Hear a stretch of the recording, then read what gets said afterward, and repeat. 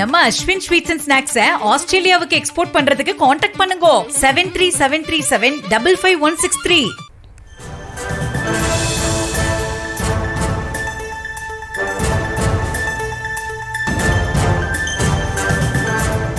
அண்மை செய்தியை பார்த்து வருகிறோம்.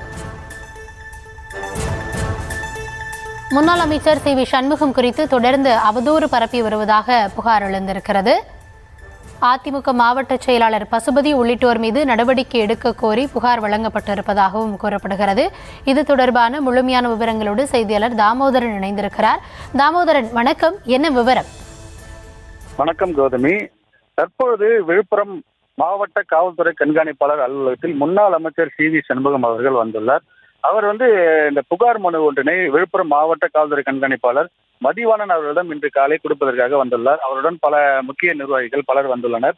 இவர் அதிமுகவிலிருந்து பொறுப்பிலிருந்து மாவட்ட செயலாளர் பொறுப்பிலிருந்து எடப்பாடி அவர்கள் நீக்கினார். இதனைத் தொடர்ந்து புதிய மாவட்ட செயலாளராக பசுபதி அவர்களை விழுப்புரம் மாவட்டத்திற்கு நியமிக்கப்பட்டது.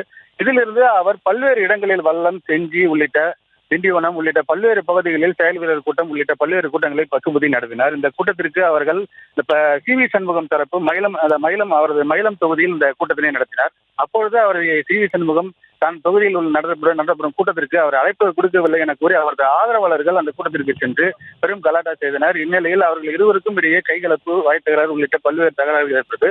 இது தொடர்பாக மயிலம் காவல் நிலையம், வல்லம் காவல் நிலையம், நாட்டார்மங்கல் காவல் நிலையம், செஞ்சி காவல் நிலையம், விழுப்புரம் மேற்கு காவல் நிலையம் உள்ளிட்ட பல காவல் நிலையங்களில் புகார் மனுக்கள் இவர்கள் தரப்பிலும் அளிக்கப்பட்டது. அதே போன்று பசுபதி தரப்பிலும் அளிக்கப்பட்டது.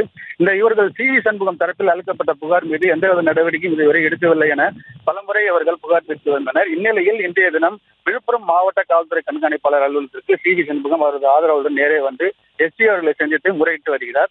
தற்போது அவர் அந்த புகார் மனுவில் கூறும்போது பசுபதி தொடர்பாக அவர் ஆதரவாளர்கள் தங்களது ஆதரவாளர்களை தாக்கியதாகவும் தங்களது ஆதரவாளர்கள் உள்ள பெண்களை இழிவாக சமூக வலைதளங்களில் பொய் புகார் பரப்புவதாகவும் இது தொடர்பாக பல முறை புகார் கொடுத்தும் நடவடிக்கை எடுக்கவில்லை என கூறி இந்த புகார் மனுவினை தற்போது அளித்து வருகிறார். தற்போது எஸ்பியை சந்தித்து அவர் புகார் மனு அளிக்க உள்ளார். இதனைத் தொடர்ந்து அவர் செய்தியாளர்களும் சந்தித்து அது குறித்தான விளக்கத்தையும் அளிக்க உள்ளார். கௌதமி,